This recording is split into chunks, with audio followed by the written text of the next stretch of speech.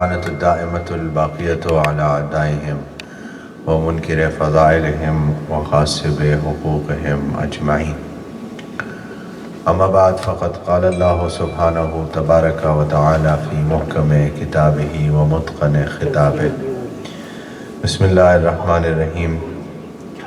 إن الذين آمنوا وعملوا الصالحات أولئك هم خير البرية. صلوات پڑھنے محمد و آل محمد. اللہم صلی علی محمد و آل محمد. ماہ مبارک رمضان کی عظمت کے اوپر ایک بار اور صلوات پڑھنے. اللہم صلی علی محمد و آل محمد. اور تعجیل ظہور امام زمانہ کے لیے تیسری بار بلند تر صلوات. اللہم صلی علی محمد و آل محمد. واجل فرج. ہمارے آپ کے درمیان سلسلہ گفتگو آج اپنے 15ویں اور آخری مرحلے میں داخل ہو رہا ہے. سورہ مبارکہ بینہ کی اس آیہ کریمہ کے ذیل میں کہ جس کے متعلق آپ کی خدمت میں اس آیت کے شان نزول، اس سے متعلق روایات اور اس آیت کے تقاضوں پر پورے اترنے والوں کے متعلق جو ہے وہ کچھ معروضات پیش کرنے کی تبرکاً آپ کی خدمت میں سعادت حاصل کرتا رہا. ظاہر ہے کہ چونکہ آج آخری گفتگو ہے اور کل عید کا دن ہے تو اس حوالے سے 2-3 باتیں عرض کرنا چاہوں گا. اس کے بعد پھر اپنے موضوع کو کسی حد تک مکمل کرنے کی کوشش کروں گا. یوں تو موضوع ایسا ہے کہ مسلسل چل سکتا ہے ابھی اور، لیکن دن ختم ہو گئے تو اس لیے اس کو جو ہے وہ کسی حد تک ایک انجام تک پہنچانے کی کوشش کریں گے. جو باتیں رہ گئی ہیں ان کو مکمل کرنے کی. سب سے پہلی گزارش تو یہ ہے کہ یہ ماہ مبارک رمضان کا آخری دن ہے اور اس کے بعد جو شب آ رہی یعنی مغرب کے بعد وہ بھی بہت عظمت والی شب ہے. روایتوں میں آیا کہ صرف شب قدر کے بعد اس کی عظمت ہے. اتنی زیادہ اہمیت والی رات ہے شب عید الفطر. تو اس میں ظاہری بات ہے صبح اٹھنا ہوتا ہے، اس وجہ سے لوگ بھول جاتے ہیں، لیکن اس میں بھی عبادت کرنے کا بہت زیادہ ثواب ہے. بے شک پوری رات نہیں صحیح تو تھوڑی دیر ہی صحیح. اور خصوصاً جیسے کہ شب قدر میں گزارش کیا تھا کہ خصوصی طور پر جو عمل آج کی رات بہت زیادہ فضیلت والا ہے وہ ہے زیارت امام حسین علیہ السلام. صلوات پڑھیں محمد. اور مفاتیح میں جو ہے وہ آج کی رات اور کل کے دن کی خصوصی زیارت امام علیہ السلام کی بیان کی گئی ہے. تو کچھ بھی نہ کریں اگر تو کم سے کم زیارت امام حسین علیہ السلام آج رات پڑھ کر سو جائیں تو یقیناً اس شب کے کچھ ثواب کے ہم بھی حقدار ہو جائیں گے. دوسری گزارش یہ ہے کہ معصوم کا فرمان ہے کہ من لم یشکر الناس لم یشکر اللہ. جو لوگوں کا شکر ادا نہیں کر سکتا وہ اللہ کا بھی شکر نہیں ادا کر سکتا. تو سب سے پہلے تو انتظامیہ کی جانب شکر گزار ہوں جنہوں نے مجھ حقیر کو یہ سعادت بخشی کہ آپ کی خدمت میں آؤں اور کچھ اپنے معروضات عرض کروں. اس کے بعد میں پھر جن جن لوگوں نے افطار کا اہتمام کیا ہے اور بڑا پرتکلف انتظام ہر روز کرتے رہے، خداوند کریم ان کے رزق مال میں बरकत अता फरमाए और उन्हें मज़ीद तौफीक दे कि वो जो है वो रोज़ेदारों की और अज़ादारों की खिदमत करते रहें। और इसमें जो है वो बिलखुसूस जो है वो ख़वातीन का किरदार जो है वो नुमाया रहा है, तो उनका शुक्रगुज़ार होना जो है वो बहुत ज़्यादा जो है वो ज़रूरी है। और वैसे भी माह मुबारक रमज़ान में ख़वातीन का किरदार जो है वो अपने इबादत और आमाल और रोज़ों के अलावा दूसरों की खिदमत करने में रहता है, तो इस वजह से उनके शुक्रगुज़ार होना जो है वो ज़्यादा ज़रूरी और वो हक़दार हैं कि इसका नुमाया तौर पर उनका किरदार को बयान किया जाए। और फिर उसके अलावा जिन्होंने सहरी का भी अहतमाम किया और दूसरे अहतमाम किए, खुदावंद करीम उन सब के रिज़्क़ और माल में बरकत अता फ़रमाए, उनके घर पर रहमतों का नुज़ूल हो। और जो है वो खुदावंद करीम हम सब के इस माह मुबारक रमज़ान में जितने भी किए गए आमाल हैं अपने बारगाह में शरफ़ कबूलियत अता फ़रमाए। मिलकर सलवात पढ़ने मोहम्मद वाले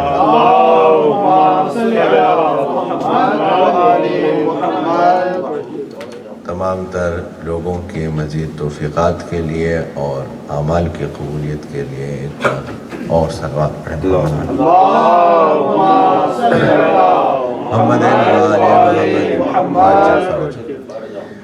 बात जहाँ कल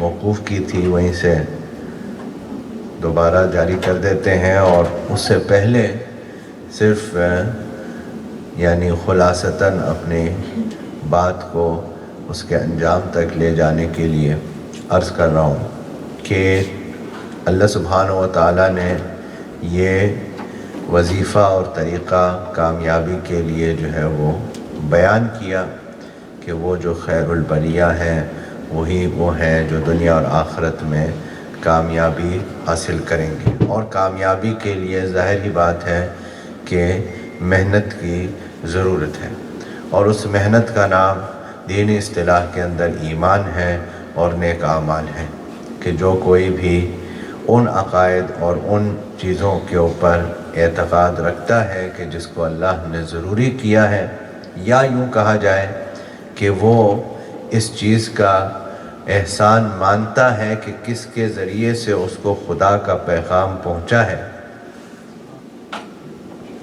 खुदा के लिए ये बहुत आसान था कि वो हर घर में किताब नाजिल कर देता, आसमान से आवाज़ आती कि घर में किताब रखिए, किताब को पढ़ लेना। लेकिन इसका एक नुकसान ये होता कि हर शख्स किताब को पढ़ करके अपने अपने तौर पर अमल करने लगता। अगर ऐसा होता तो हर शख्स जो कुछ वो पढ़ता वो अपने समझ के मुताबिक, अपने फ़हम के मुताबिक उस पर अमल करने लगता, तो जितने लोग होते उतने ही अमल करने वाले भी होते, उतने तरीक़ेकार के अमल होते। तो अल्लाह सुब्हानहू व तआला ने ऐसा नहीं किया, बल्कि उसने किताब को अहल पर नाजिल किया है। उसने किताब को अहल पर नाजिल किया है और उस शख्स को मामूर किया है कि वो लोगों तक उस किताब की बातों को पहुँचाएँ, और ना सिर्फ पहुँचाएँ बल्कि अमल करके बताएँ, ताकि ये वाज़ेह हो जाए कि किस तरह का अमल अल्लाह चाहता है, ताकि ये भी वाज़ेह हो जाए कि वो अमल कैसा होना चाहिए जो जिसका अल्लाह तकाज़ा कर रहा है।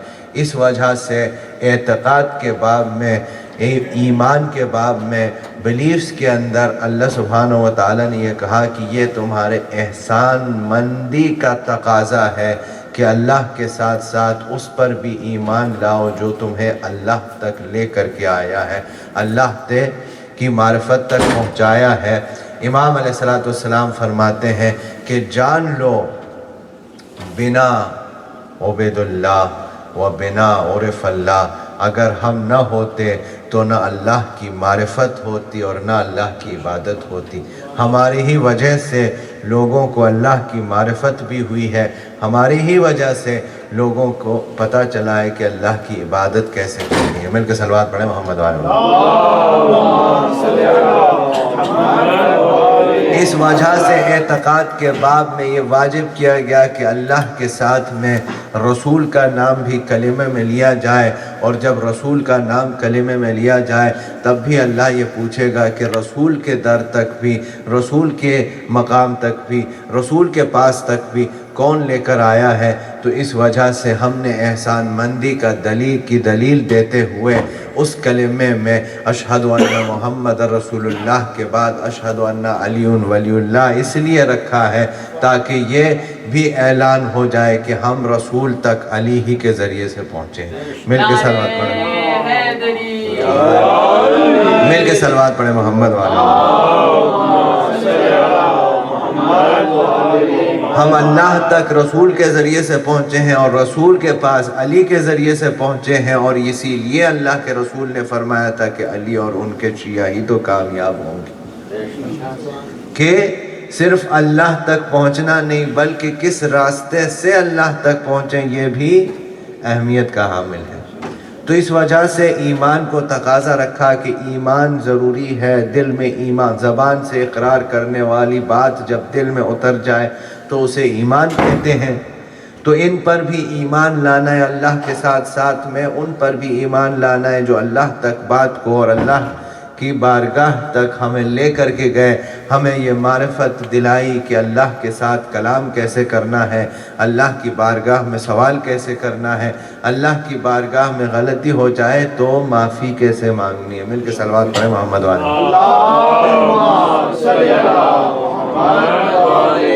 یہ کوئی اور بتا نہیں سکتا تھا سوائے ان کے کہ جو اللہ کی بارگاہ کی طرف سے ہمارے پاس آئے ہیں۔ جن صحابی کا آج ذکر کرنا ہے ان کے جو ہے وہ بات سے میں بالکل قریب ہو گیا کہ دعائیں تو معصومین علیہ السلام کی ہوتی ہیں۔ یہ دعا امیر المومنین علیہ السلام کی دعا ہے، لیکن مشہور ہے دعائے کمیل کے نام سے۔ کیوں؟ کہ مولا نے حضرت کمیل کو تعلیم فرمائی۔ یعنی دعا کس نے تعلیم کی؟ مولا نے۔ کس کو تعلیم کی؟ کمیل کو۔ دعا کا نام ہو گیا دعائے کمیل۔ یعنی یہ بھی سخاوت امیر المومنین علیہ السلام کی دلیل ہے کہ دعا علی کی ہو، دعا علی کی ہو، نام کمیل کا لگا ہوا ہے۔ اس لیے کہ آپ کو تعلیم فرمائی، کہا کہ دعا ہماری ہے، تمہارے نام سے مشہور ہو۔ امام زین العابدین علیہ السلام کی دعا ہے، تعلیم کی ابو حمزہ کو، دعائے ابو حمزہ ہو گئی۔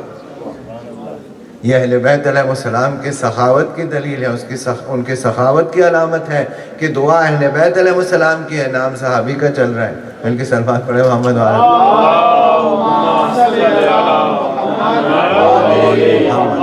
حضرت میثم اور حضرت مالک کی طرح حضرت کمیل بھی امیر المومنین علیہ السلام سے ملحق ہوئے کوفے کے اندر، اور آپ کوفے کے رہنے والے تھے۔ تو آپ کے متعلق ظاہر ہے کہ آپ جنگوں میں بھی شریک ہوئے، آپ قرآن کے بہترین تعلیم دینے والے تھے، بہترین قرآن پڑھانے والے تھے، لیکن ظاہر مشہور آپ ہوئے دعا کے ذریعے سے کہ آپ امیر المومنین علیہ السلام کی خدمت میں آئے اور مولا یہ دعا تلاوت فرما رہے تھے، تو آپ نے پوچھا اور آپ نے اس دعا کو یاد کیا، اسے حفظ کیا، اور پھر مولا نے فرمایا کہ اگر ہو سکے تو اس دعا کو ہر شب جمعہ پڑھ لینا، اور اگر ہر شب جمعہ نہ پڑھ سکنا تو ہر مہینے پڑھ لینا، اور ہر مہینے بھی نہ پڑھ سکنا تو 15 شعبان کی شب میں پڑھ لینا۔ دراصل یہ دعا ہے 15 شعبان کے شب کی، کہ اس شب میں خدا کو کیسے یاد کرنا ہے، کس انداز سے خدا کی بارگاہ میں بیٹھنا ہے، کس انداز سے خدا سے ہم کلام ہونا ہے، راز و نیاز کرنا ہے۔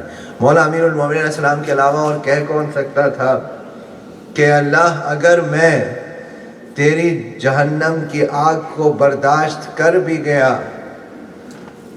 تو تیرے ساتھ فراق کو کیسے برداشت کروں گا۔ یہ علی کے علاوہ اور کہہ بھی کون سکتا تھا کہ اگر میں نے جہنم کی آگ کو برداشت کر بھی لیا تو تیرے فراق کو، تجھ سے اتنے فراق کو کیسے برداشت کروں گا؟ یعنی یہ بیان کیا، یہ فلسفہ بتایا کہ جنت اللہ سے قربت کا نام ہے، جہنم اللہ سے دوری کا نام ہے۔ سبحان اللہ۔ اور یہ چیز بھی انسان اپنے ہی اعمال، اپنے ایمان اور اپنے اعمال کے ذریعے سے ہی کرتا ہے، یا تو وہ اپنے ایمان اور اپنے اعمال کے ذریعے سے اللہ سے نزدیک جا رہا ہے یا اللہ سے دور جا رہا ہے۔ اور چونکہ اللہ کسی مقام، کسی جگہ پر نہیں ہے، تو نہ یہ نزدیکی کوئی فزیکل نزدیکی ہے، نہ دوری فزیکل ہے، بلکہ یہ بتایا کہ دراصل یہ روحانی ایک قربت ہے، اور اسی طرح سے روحانی دوری ہے جو انسان اپنے ایمان اور اپنے اعمال کے ذریعے سے پیدا کر رہا ہے۔ اسی طرح فرمایا آخر دعا میں کہ وہ کہ جو بہت جلدی راضی ہو جاتا ہے، کیا کہنا، اے اللہ وہ کہ جو بہت جلدی راضی، سری اور رضا، جلدی راضی ہو جانا، تو مجھے معاف کر دے کون کہ جس کے پاس کچھ نہیں ہے دعا کے علاوہ، کہ جس کے پاس خدا کی بارگاہ میں لانے کے لیے کچھ بھی نہیں ہے دعا کے علاوہ۔ تو اس وجہ سے معصوم نے فرمایا کہ دعا تو مومن کا اسلحہ ہے، مومن کا ہتھیار ہے، اس لیے کہ اللہ کی بارگاہ میں لانے کے لیے اس کے پاس کچھ نہیں ہے سوائے دعا کی، سوائے دعا کے اللہ کی بارگاہ میں اس کے پاس لانے کے لیے کوئی چیز، کوئی بات ہی نہیں۔ یہ کس نے مولا امیر المومنین صاحب کمیل کو تعلیم فرمایا۔ اس کے علاوہ دعا مشہور ہے اور ظاہر ہے کہ اس کو تلاوت کرنا چاہیے، اس کے اندر کئی بہترین اثرات ہیں، اور اس کے ترجمے پر اگر غور کریں اور اس کے کانٹینٹ کے اوپر، تو آدمی یہ سمجھے کہ خدا کی بارگاہ میں انسان کو کس انداز سے آنا چاہیے۔ اس کے علاوہ امام امیر المومنین صلی اللہ علیہ وسلم نے حضرت کمیل کے ساتھ میں ایک بڑا مشہور ڈائلاگ ہے، روایت ہے، جو مختصراً آپ کی خدمت میں عرض کر دوں، اس کے بعد پھر بات۔ وہ یہ ہے کہ ایک دن حضرت کمیل مولا کی خدمت میں آئے اور کہنے لگے کہ مولا یہ بتائیے کہ حقیقت کیا ہے، مولا یہ بتائے کہ حقیقت کیا ہے۔ تو اس حدیث کا نام ہے حدیث الحقیقہ، کہ جس کے اندر مولا امیر المومنین السلام حضرت کمیل سے حقیقت کے متعلق بیان کرتے۔ تو آپ فرماتے ہیں کہ کمیل تمہیں حقیقت سے کیا، سروکار تمہیں حقیقت سے کیا لینا دے؟ کہا کہ مولا کیا میں اہل نہیں ہوں کہ مجھے حقیقت کے متعلق بتایا جائے؟ تو اس ساری بات بتانے سے پہلے مولا کیا فرماتے ہیں، اسی کے اندر سارا خلاصہ اس بات کے اندر ہے۔ مولا نے کہا کہ ہاں تم صاحب معرفت ہو، لیکن یہ جان لو کہ صاحب معرفت ہونے کے بعد بھی یہ جان لو کہ وہ چیز کہ جو میرے اندر سماتی نہیں ہے وہ تمہارے اندر چھلک جائے گی۔ سبحان اللہ۔ یعنی صاحب معرفت ہونے کے بعد بھی وہ چیز جو میرے اندر سماتی نہیں ہے وہ تمہارے اندر چھلک جائے گی، اس کو تم برداشت نہیں کر سکتے، اس حقیقت کو برداشت نہیں کر سکتے کہ یہ ریالٹی کیا چیز ہے، کیا ہے حقیقت، اللہ سبحانہ و تعالی کیا ہے۔ کہا کہ بس اتنا خلاصتاً جو امام نے حدیث کے اندر بیان کیا، اور یہ بات 5 جملے بیان کیے، اس کو ایکسپلین کرنے میں ساری رات ہو گئی، کہ درمیان سے مولا نے بات کرتے کرتے درمیان سے فرمایا کہ اٹھو اور وضو کرو، صبح کا وقت ہو گیا۔ یعنی ساری رات اس حقیقت کو ایکسپلین کرتے رہے، اسے سمجھاتے رہے کہ دراصل اللہ سبحانہ و تعالی، یعنی حقیقت سے مراد کیا؟ حقیقت سے مراد اللہ سبحانہ و تعالی، یعنی ذات واجب۔ تو کہا کہ اس کو جاننے کے لیے، اس کو سمجھنے کے لیے کون سمجھ سکتا ہے؟ کوئی چیز جو دماغ میں آ جائے، جو ذہن میں آ جائے، وہ انسان کی خلقت ہوگی، وہ خدا نہیں ہو سکتا۔ جو کچھ بھی انسانی دماغ کے اندر آ جائے، جو انسانی دماغ سوچ لے، وہ تو انسان کی دماغ کی اختراع ہوگی، وہ تو اللہ نہیں ہو سکتا۔ تو ظاہر ہے کہ وہ ذات واجب ہے کہ جو انسان کے دماغ کیا اس کے ڈائمینشنز ٹائم اور سپیس کے بھی باہر ہے. تو اس کو سمجھنے کے لیے تو پہلے انسان کو ڈائمینشنز کو جاننے کی ضرورت ہے کہ کس ڈائمینشن میں انسان رہتا ہے، کس چیز کا انسان محتاج ہے. انسان جگہ کا بھی محتاج ہے، وقت کا بھی محتاج ہے. میں اس وقت آپ کے سامنے بیٹھا ہوں، اس کا مطلب ہے کہ کہیں اور نہیں ہوں. اس جگہ میں یہاں پر ہوں، اس کا مطلب ہے کہیں اور نہیں ہوں. لیکن جو کوئی بھی ٹائم اور سپیس کے اوپر طاقت رکھ سکتا ہے، پھر وہ ایک جگہ پر بھی،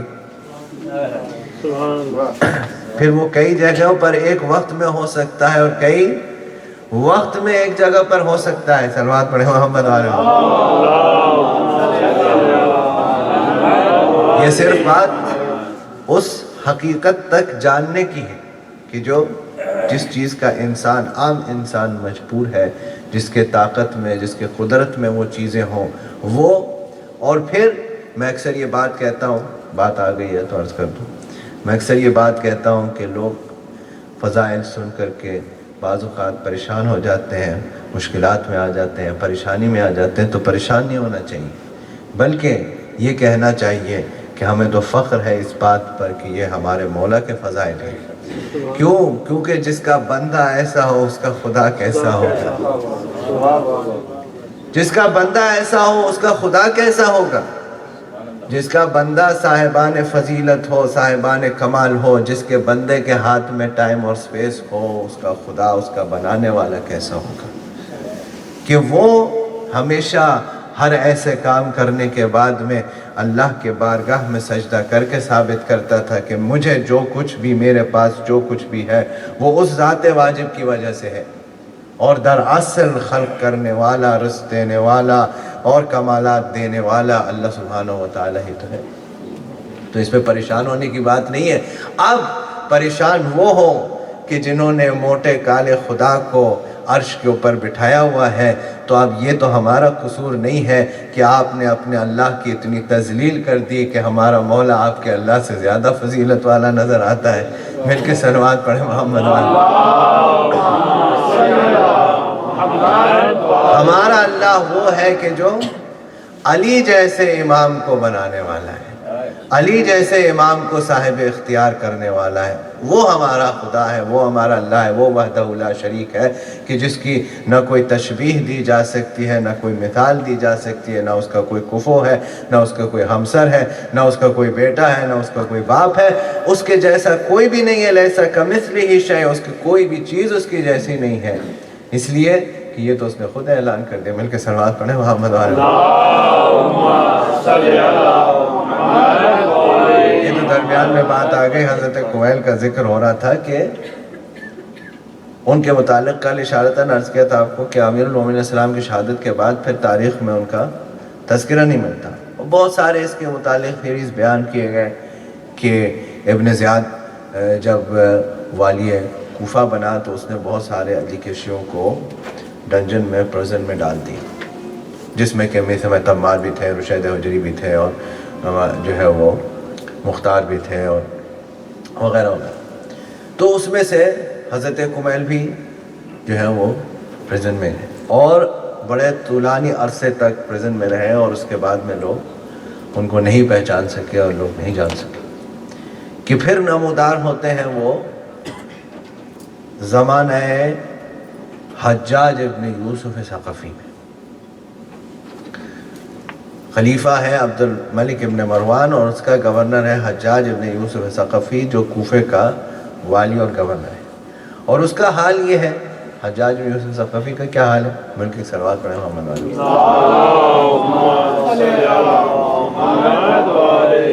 حجاج ابن یوسف ثقفی کا یہ حال ہے کہ وہ اس کے متعلق یہ بیان کیا جاتا ہے کہ جب وہ پیدا ہوا تو اس نے اس کے ماں کا دودھ نہیں پیا، اور عورتوں کو لایا گیا کہ کسی کا دودھ پی لے تو اس نے کسی کا دودھ نہیں پیا. اور پھر بالآخر مجبور ہو کے یہ سوچا گیا کہ اب کیا کیا جائے، تو اس کو خون پلا دیا گیا، اس نے خون پی لیا.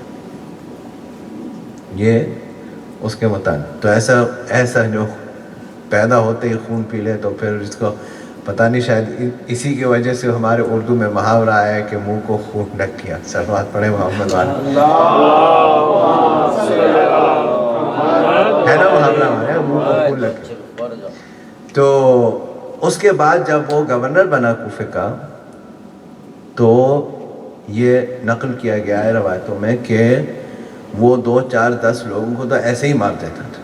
صبح اٹھ کے کہتا تھا کہ بھائی 10 لوگوں کو مار دیں, علی کے شیعوں کو بلاؤ, ان کو مار دینا. تو ظاہر ہے کہ دہشت تھی. اور اس کے جیل میں جب وہ مرا ہے تو روایتوں میں ہے کہ 60,000 آدمی اس کے جیلوں میں تھے جب وہ مرے.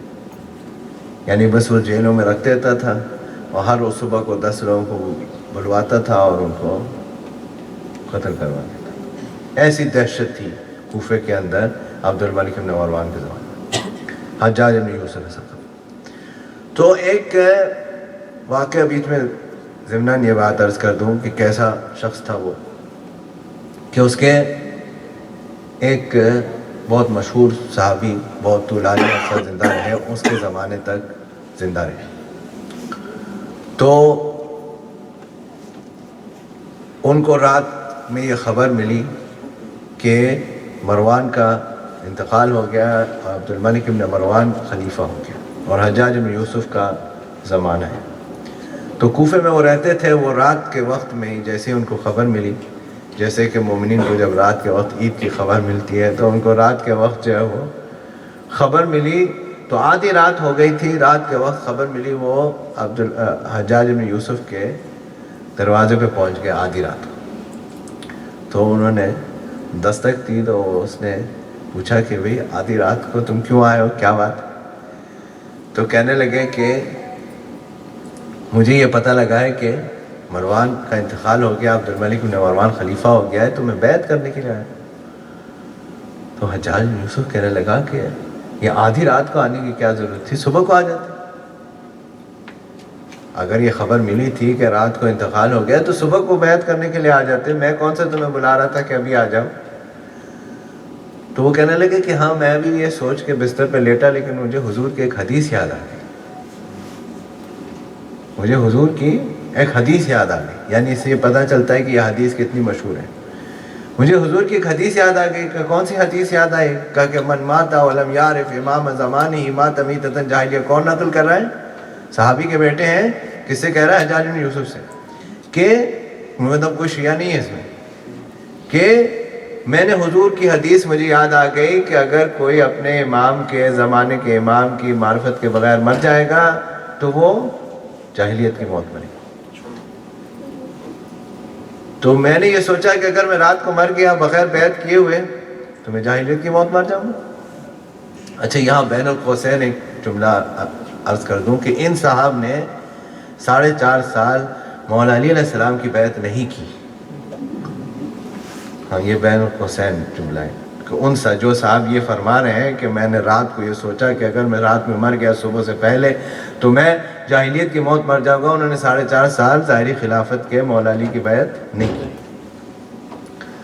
تو وہ آئے اور انہوں نے کہا کہ یہ میں نے سوچا. تو حجاج بن یوسف نے کہا کہ اچھا ایک بات بتاؤ. کہا حضور کا انتقال جو ہے وہ پیر کے دن ہوا تھا اور خلافت کا معاملہ حل ہوتے ہوتے بدھ کا دن ہو گیا. تو کہا جو پیر کے دن اور منگل کے دن مر گئے ان کا کیا ہوگا؟ حضور کا جب انتقال ہو گیا اور ابھی خلیفہ ہوا نہیں تھا تو جو پیر کے دن اور منگل کے دن درمیان میں مر گئے ان کا کیا ہوگا؟ تو وہ کہنے لگے بھائی مجھے نہیں پتا ان کا کیا ہوگا. کہنے لگے بھائی تو پھر تمہیں سوچنا چاہیے, جب تم اتنا سوچ رہے ہو کہ رات میں اگر کوئی میں مر گیا تو کیا ہوگا, تو وہ پیر کو اور منگل کو جو مرے تھے ان کا کیا ہوگا؟ تو کہنے لگے بھائی وہ سب چھوڑو, میں تو بیعت کرنے کے لیے آیا ہوں. تو حجاج یوسف نے کہا کہ بھائی میرے ہاتھ جو ہیں وہ آکیوپائڈ ہیں, ایک ہاتھ میں شراب ہے اور دوسرے ہاتھ میں کنیز ہے. تو میرے ہاتھ تو آکیوپائڈ ہے, میں تو ہاتھ پہ بیعت نہیں لے سکتا. اگر تم چاہو تو پاؤں پہ بیعت کر لو, اگر چاہو تو پاؤں پہ بیعت کر لو. تو انہوں نے پاؤں پہ بیٹھ کی، خوش خوش وہ گھر واپس آ گئے۔ وہ عزیز ہو، یہ میں نے واقعہ بیچ میں درمیان میں اس لیے بھی سنا دیا کہ اگر کوئی علی کی بیعت نہ کرے، اگر کوئی علی کی بیعت نہ کرے تو پھر ایسے ذلیل ہوتا ہے۔ مل کے سلوات پڑھیں محمد والے۔ یہ ہے حجاج بن یوسف، ان کا زمانہ چل رہا ہے، ان کا زمانہ چل رہا ہے کہ یہاں پر یہ دہشت ہے۔ ایک تو یہی دہشت ہے بیعت کے معاملے، ایک یہ دہشت ہے کہ کوئی علی کا نام لینے والا ہو، کوئی علی کا جو ہے وہ عاشق ہو تو اس کے ساتھ کیا ہوتا ہے۔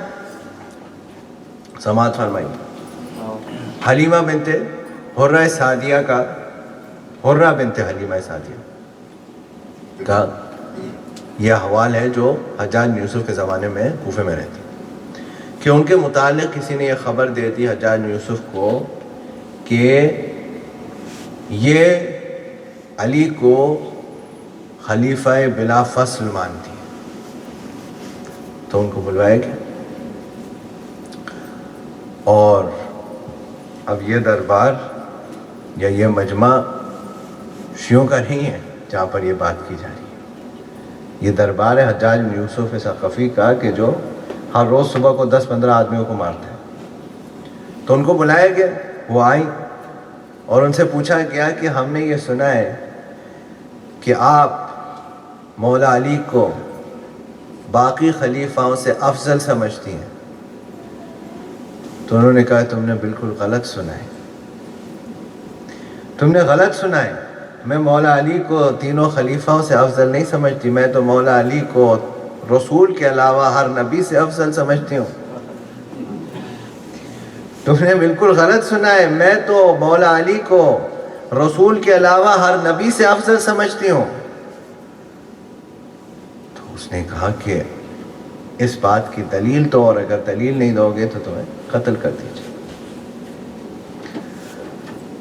تو حرہ بنت حلیمہ سعدیہ بولی، کہنے لگی کہ میں علی کو آدم سے افضل سمجھتی ہوں، اس لیے کہ آدم کو کسی چیز سے منع کیا گیا تھا۔ اب اس بحث میں نہیں جاتے کہ وہ کون سی چیز تھی، وہ الگ طولانی بحث ہو جائے گی اور ٹائم ہے نہیں، لیکن کسی چیز سے آدم کو منع کیا گیا تھا، اس شجرے کے پاس جانے سے، اس درخت کے پاس جانے سے منع کیا گیا تھا، لیکن ان سے وہ سرزد ہو گیا۔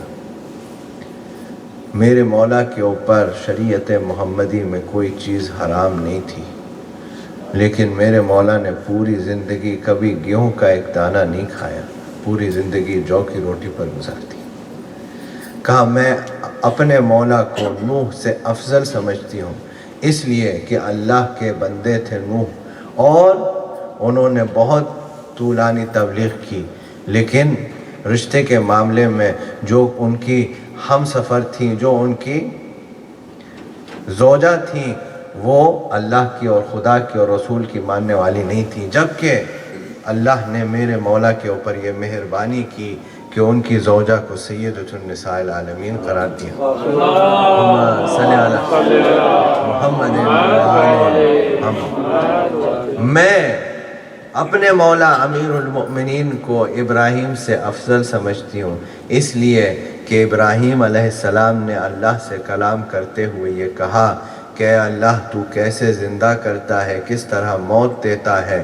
تو اللہ نے یہ پوچھا کہ افلا تؤمن، کیا تم ایمان نہیں رکھتے ہو؟ تو ابراہیم نے کہا کہ میں ایمان رکھتا ہوں، مگر اطمینان قلب کے لیے دیکھنا چاہتا ہوں، اطمینان قلب کے لیے دیکھنا چاہتا ہوں۔ تو اللہ نے یہ حکم دیا کہ 4 پرندوں کو ذبح کرو، ان کے گوشت 4 چٹانوں کے اوپر رکھ دو، اور پھر دیکھنا کہ اللہ کس طرح سے انہیں دوبارہ زندہ کرتا ہے۔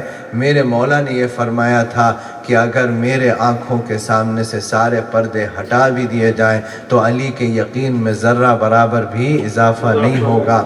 سبحان اللہ۔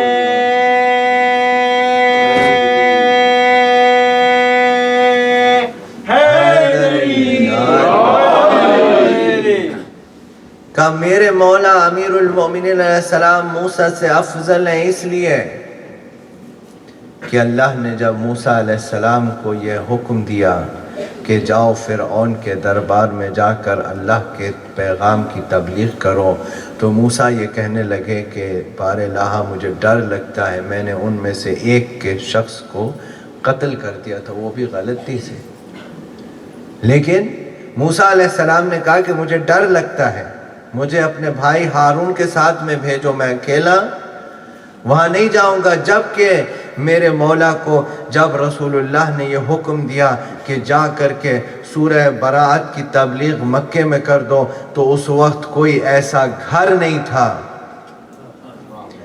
اس وقت کوئی ایسا گھر نہیں تھا کہ جس میں سے کم ایک شخص کو میرے مولا علی نے قتل نہ کیا ہوا ہو، لیکن اس کے باوجود میرے مولا تنہا مکے میں گئے اور جا کر کے اعلان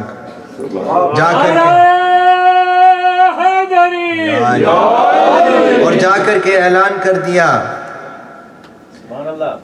کہا کہ حضرت عیسیٰ علیہ السلام کی والدہ نے پوری زندگی بیت المقدس میں گزاری تھی، لیکن جب ولادت کا وقت آیا تو جبریل امین نازل ہوئے اور کہا کہ یہاں سے باہر چلے جائیے، کیوں یہ بیت الولادت نہیں، یہ بیت العبادت ہے، یہاں ولادت نہیں ہوگی، جبکہ علی علیہ السلام کی والدہ نے زندگی کسی مقدس گھر میں نہیں گزاری تھی، لیکن میرے ولادت کے وقت میں اللہ کے گھر میں انہیں بلایا گیا، اور بلائے جانے کی دلیل یہ ہے کہ دروازے سے نہیں دیوار سے گئی تھی۔ مل کے صلوات پڑھیں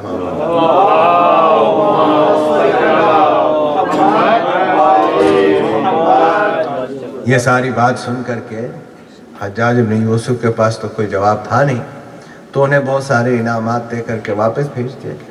تو یہ زمانہ ہے، اور یہ بات اور یہ ہم نے پڑھ دیا، آپ نے سن لیا، تو شیعوں کے مجمع میں پڑھا اور شیعوں کے مجمع میں سن لیا، حجاج بن یوسف کے دربار میں وہ بھی ایک تنہا عورت کا، یہ ثابت کیا کہ اگر کوئی علی کی بیعت نہیں کرے تو وہ ذلیل ہوتا ہے، دنیا میں بھی آخرت میں بھی، اور جس کے پاس علی کی دل میں محبت ہو وہ اتنا جری ہو جاتا ہے کہ حجاج ابن یوسف کے دربار میں بھی تنہا علی کے فضائل سناتا ہوا نظر۔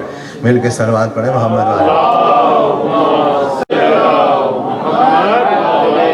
اور ایسے ہی اسی حجاج ابن یوسف نے حضرت کمیل کو بلوایا اور کہا کہ آپ علی کو برا بھلا کہیے، آپ علی سے براءت کر دیجئے، تو انہوں نے کہا کہ میں سب کچھ کر سکتا ہوں، علی سے براءت نہیں کر سکتا، میں سب کچھ کر سکتا ہوں، علی سے براءت نہیں کر سکتا، علی کو تو نہیں چھوڑ سکتا، وہ بھی اب ساری زندگی ہو جانے کے بعد اب 90 سال کا ہو گیا ہوں، اب میں علی سے براءت کروں، اب علی کو چھوڑ دوں، کہا تمہیں مار دیا جائے گا، کہا ویسے بھی مر جانا ہے۔ یعنی جس کے دل میں حقیقی طور پہ امیر المومنین علیہ السلام کی محبت ہو تو پھر اسے یہ معلوم ہے کہ مجھے ویسے بھی مر جانا ہے، مجھے ویسے بھی ہمیشہ کے لیے زندہ نہیں رہنا ہے، تو بہتر یہ ہے کہ جب انسان کو مرنا ہی ہے تو بہتر یہ ہے کہ اس موت کو کرامت والی موت بنایا جائے، اس موت کو سعادت والی موت بنایا جائے، اس موت کو ذلت والی موت بنائے جانے کے بجائے اس موت کو سعادت والی موت بنایا جائے، اسے شہادت بنایا جائے۔ تو انہوں نے کہا کہ اگر مجھے قتل کرنا چاہتے ہو تو میں علی کی محبت میں قتل کرنے کے لیے اور قتل ہونے کے لیے تیار ہوں، اس لیے کہ میرے مولا نے مجھے اس بات کی پیشن گوئی کی تھی کہ کمیل یہ جان لو کہ ایک دن آئے گا کہ جب تم میری محبت میں سر دار چڑھائے جاؤ گے، جب تم میری محبت میں قتل کیے جاؤ گے۔ تو اس وقت بھی کمیل نے یہ پوچھا تھا کہ مولا کیا میں اس وقت میرا ایمان سلامت ہوگا؟ ہاں، جس کے دل میں حقیقی طور پہ عشق امیر المومنین علیہ السلام ہو پھر اسے پریشانی صرف اسی بات کی رہتی ہے، جیسے کہ امیر المومنین نے شب ہجرت رسول اللہ سے پوچھا تھا کہ رسول اللہ آپ کی جان بچ جائے گی؟ پوچھنا تو یہ چاہیے تھا کہ مجھے کیا ہوگا، مگر یہ پوچھا کہ آپ کی جان بچ جائے گی، یعنی جس چیز کا جو کام کرنے کے لیے معمور کیا گیا ہے، جو کام جو ویلیوبل چیز ہے، جو چیز کرنی ہے وہ کرنا پرائیورٹی ہونا چاہیے۔ یہ دراصل جو اس نقطے تک پہنچ سکتا ہے، جو اس بات تک پہنچ سکتا ہے، وہ جان لے کہ دراصل در حقیقت وہی خیر البریہ ہے، وہی خیر البریہ ہے کہ جو اس نقطے تک پہنچ جائے کہ میرا امام مجھ سے کیا چاہتا ہے، میرا آقا مجھ سے کیا چاہتا ہے، میرا مولا مجھ سے کیا چاہتا ہے۔ اور یہ ریمائنڈر ہے ہم سب کے لیے، کیونکہ ہمارے زمانے کا امام بھی ہے، وہ بھی ہم سے کچھ چاہتے ہیں، تو آیا میں وہ کر رہا ہوں جو وہ مجھ سے چاہتے ہیں یا نہیں۔ بس عزیزان محترم، وقت تمام ہو گیا، اور خداوند کریم ہم سب کے اس ماہ مبارک رمضان میں کیے گئے اعمال، نمازیں، روزے اور تمام دیگر عبادات کو اپنی بارگاہ میں شرف قبولیت عطا فرمائے۔ جن جن نے بھی افطار کا اہتمام کیا ہے اس ماہ مبارک رمضان میں، خداوند کریم ان کے رزق اور مال میں برکت عطا فرمائے، انہیں مزید توفیق دے اور خداوند کریم ان سب کی سعی کو قبول فرمائے۔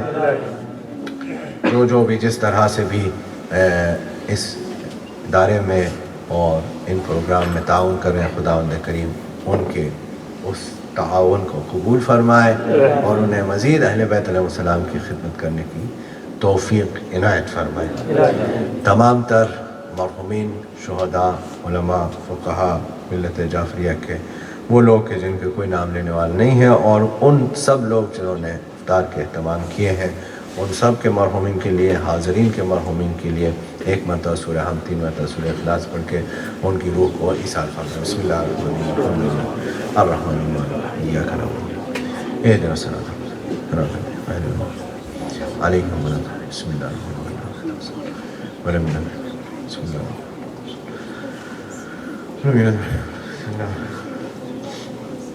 بسم اللہ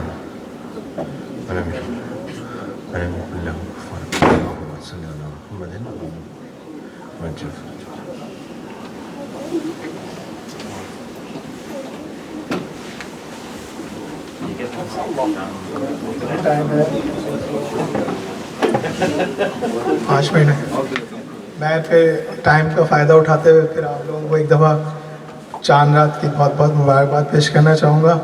اور جیسا کہ قبلہ نے اپنی اسپیچ کے اسٹارٹنگ میں بتایا کہ جو لوگوں کا شکر گزار ادا نہ کر سکے تو وہ خدا کا شکر کیسے ادا کرے گا، تو اس کے لیے میں گزارش کروں گا ہمارے پریزیڈنٹ صاحب احسن زیدی صاحب سے کہ وہ آئیں، اور میں آپ لوگوں کا بہت شکر گزار ہوں اس معاملے میں کہ آپ لوگوں نے بڑے ڈسپلن کے ساتھ جو ہے یہاں پر 15 دن گزارے۔ ڈیفینیٹلی بہت مشکل ہوتا ہے خاص طور پر بچوں کے ساتھ، اور میں قبلہ کا انتہائی شکر گزار ہوں جو ہماری انویٹیشن پر یہاں پر آئے، اور بہت اچھا انہوں نے ہمیں اپنے علم سے جو ہے ہمیں کیا کیا۔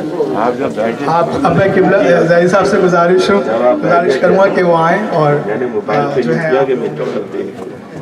بسم اللہ الرحمن الرحیم۔ میں امامیہ ایسوسیشن آف رجانہ کی جانب سے قبلہ ظفر عباس نقوی صاحب کا انتہائی تہہ دل سے مشکور ہوں کہ انہوں نے اپنی قیمتی وقت میں سے ہمارے لیے ٹائم نکالا اور یہاں تشریف لائے اور ہمیں اپنے علم سے فیضیاب کیا، اور تمام مومنین و مومنات کا جنہوں نے ماہ رمضان میں شرکت کی، بھرپور شرکت کی اور افطاری میں شامل ہوئے، اسپانسرشپ میں شامل ہوئے، میں انتہائی تہہ دل سے ان کا مشکور ہوں، اور اللہ تعالیٰ ان کی توفیقات میں اضافہ فرمائے اور زیادہ سے زیادہ انہیں خدمت امام کرنے کی توفیق